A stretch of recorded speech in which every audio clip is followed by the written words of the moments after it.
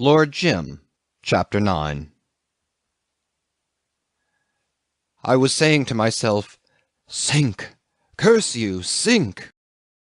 These were the words with which he began again. He wanted it over.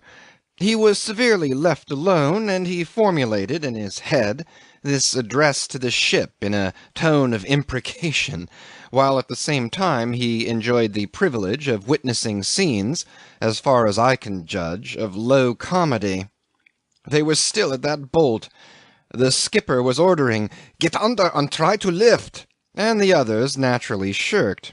You understand that being squeezed flat under the keel of a boat wasn't a desirable position to be caught in if the ship went down suddenly.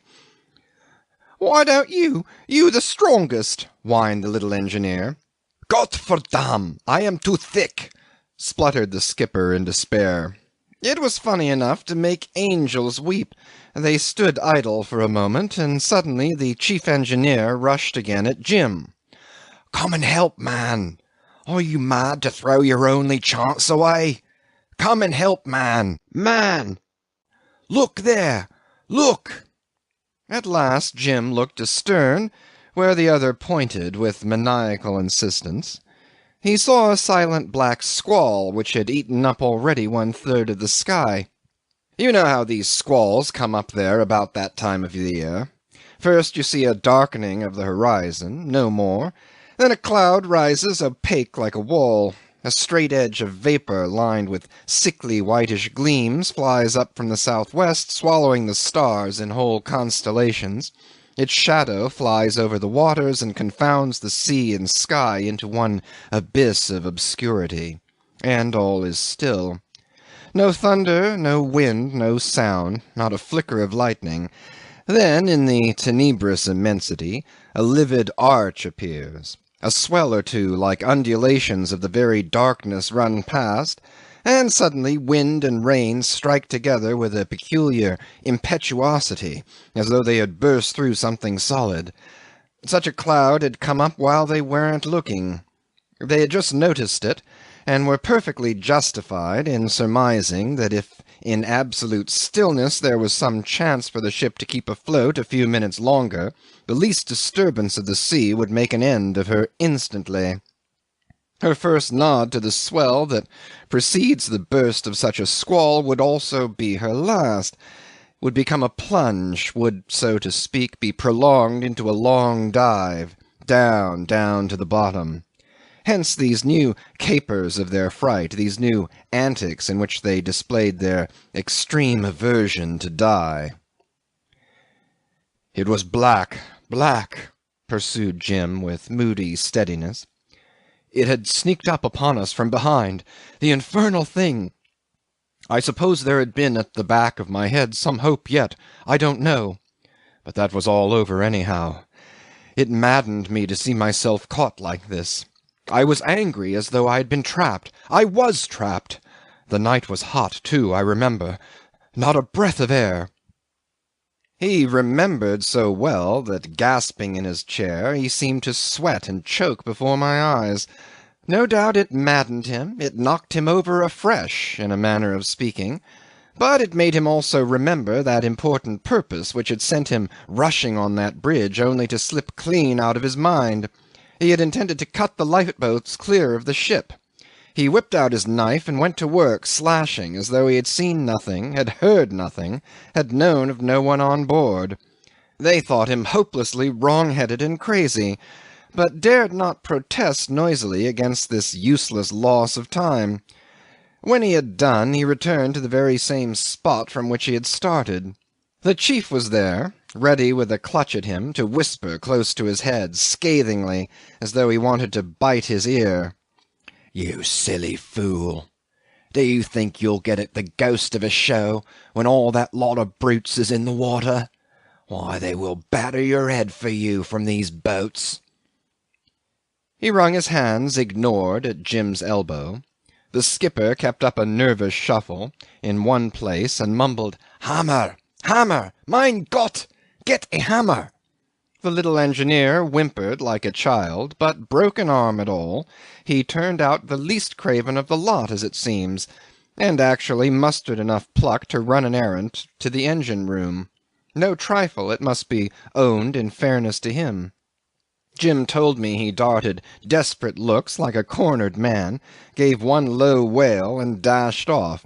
He was back instantly, clambering, hammer in hand, and without a pause flung himself at the bolt. The others gave Jim up at once, and ran off to assist. He heard the tap-tap of the hammer, the sound of the released chock falling over. The boat was clear. Only then he turned to look, only then.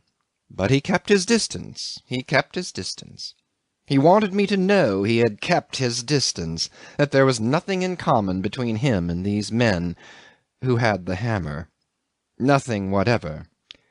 It is more than probable he thought himself cut off from them by a space that could not be traversed, by an obstacle that could not be overcome, by a chasm without bottom.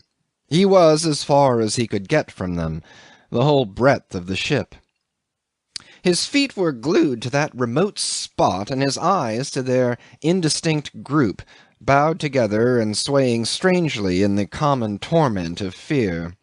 A hand lamp lashed to a stanchion above a little table rigged up on the bridge (the Patna had no chart room amidships) threw a light on their labouring shoulders, on their arched and bobbing backs. They pushed at the bow of the boat, they pushed out into the night, they pushed and would no more look back at him. They had given him up, as if indeed he had been too far, too hopelessly separated from themselves to be worth an appealing word, a glance, or a sign. They had no leisure to look back upon his passive heroism, to feel the sting of his abstention. The boat was heavy. They pushed at the bow with no breath to spare for an encouraging word. But the turmoil of terror that had scattered their self-command like chaff before the wind converted their desperate exertions into a bit of fooling, upon my word, fit for knockabout clowns in a farce. They pushed with their hands, with their heads, they pushed for dear life, with all the weight of their bodies, they pushed with all the might of their souls. Only no sooner had they succeeded in canting the stem clear of the davit than they would leave off like one man and start a wild scramble into her. As a natural consequence, the boat would swing in abruptly, driving them back, helpless and jostling against each other. They would stand nonplussed for a while, exchanging in fierce whispers all the infamous names they could call to mind, and go at it again. 3 times this occurred. He described it to me with morose thoughtfulness. He hadn't lost a single movement of that comic business. I loathed them. I hated them. I had to look at all that, he said, without emphasis, turning upon me a sombrely watchful glance. Was there ever anyone so shamefully tried? He took his head in his hands for a moment, like a man driven to distraction by some unspeakable outrage. These were things he could not explain to the court, and not even to me, but I would have been little fitted for the reception of his confidences had I not been able at times to understand the pauses between the words. In this assault upon his fortitude there was the jeering intention of a spiteful and vile vengeance. There was an element of burlesque in his ordeal, a degradation of funny grimaces in the approach of death or dishonour. He related facts which I have not forgotten, but at this distance of time I couldn't recall his very words. I only remember that he managed wonderfully to convey the brooding rancour of his mind into the bare recital of events. Twice, he told me, he shut his eyes in the certitude that the end was upon him already, and twice he had to open them again. Each time he noted the darkening of the great stillness. The shadow of the silent cloud had fallen upon the ship from the zenith, and seemed to have extinguished every sound of her teeming life. He could no longer hear the voices under the awnings. He told me that each time he closed his eyes a flash of thought showed him that crowd of bodies laid out for death, as plain as daylight. When he opened them, It was to see the dim struggle of 4 men fighting like mad with a stubborn boat. They would fall back before it, time after time, stand swearing at each other, and suddenly make another rush in a bunch, enough to make you die laughing, he commented with downcast eyes. Then raising them for a moment to my face with a dismal smile, I ought to have a merry life of it, by God, for I shall see that funny sight a good many times yet before I die. His eyes fell again. See and hear. See and hear, he repeated twice, at long intervals filled by vacant staring. He roused himself. I made up my mind to keep my eyes shut, he said, and I couldn't. I couldn't, and I don't care who knows it. Let them go through that kind of thing before they talk. Just let them, and do better. That's all. The second time my eyelids flew open, and my mouth too. I had felt the ship move. She just dipped her bows and lifted them gently and slow, everlastingly slow, and ever so little. She hadn't done that much for days. The cloud had raced ahead, and this first swell seemed to travel upon a sea of lead. There was no life in that stir. It managed, though, to knock over something in my head. What would you have done? You are sure of yourself, aren't you? What would you do if you felt now, this minute, the house here move, just move a little under your chair? Leap, by heavens! You would take one spring from where you sit and land in that clump of bushes yonder. He flung his arm out at the night beyond the stone balustrade. I held my peace. He looked at me very steadily, very severe. There could be no mistake. I was being bullied now, and it behoved me to make no sign lest by a gesture or a word I should be drawn into a fatal admission about myself, which would have had some bearing on the case. I was not disposed to take any risk of that sort. Don't forget I had him before me, and really he was too much like one of us not to be dangerous. But if you want to know, I don't mind telling you that I did, with a rapid glance, estimate the distance to the mass of denser blackness in the middle of the grass plot before the veranda. He exaggerated. I would have landed short by several feet, and that's the only thing of which I am fairly certain. The last moment had come as he thought, and he did not move. His feet remained glued to the planks as if his thoughts were knocking about loose in his head. It was at this moment, too, that he saw one of the men around the boat step backward suddenly, clutch at the air with raised arms, totter, and collapse. He didn't exactly fall. He only slid gently into a sitting posture, all hunched up, and with his shoulders propped against the side of the engine-room skylight. That was the donkey man, a haggard, white-faced chap with a ragged moustache. Acted third engineer, he explained. Dead, I said. We had heard something of that in court. So they say, he pronounced with sombre indifference. Of course I never knew. Weak heart. The man had been complaining of being out of sorts for some time before. Excitement, overexertion, devil only knows. It was easy to see he did not want to die either. Droll, isn't it? May I be shot if he hadn't been fooled into killing himself. Fooled! Neither more nor less. Fooled into it, by heavens, just as I... Ah, if he had only kept still. If he had only told them to go to the devil when they came to rush him out of his bunk because the ship was sinking. If he had only stood by with his hands in his pockets and called them names. He got up, shook his fist, glared at me, and sat down. A chance missed, eh? I murmured. Why don't you laugh? He said. A joke hatched in hell. Weak heart. I wish sometimes mine had been.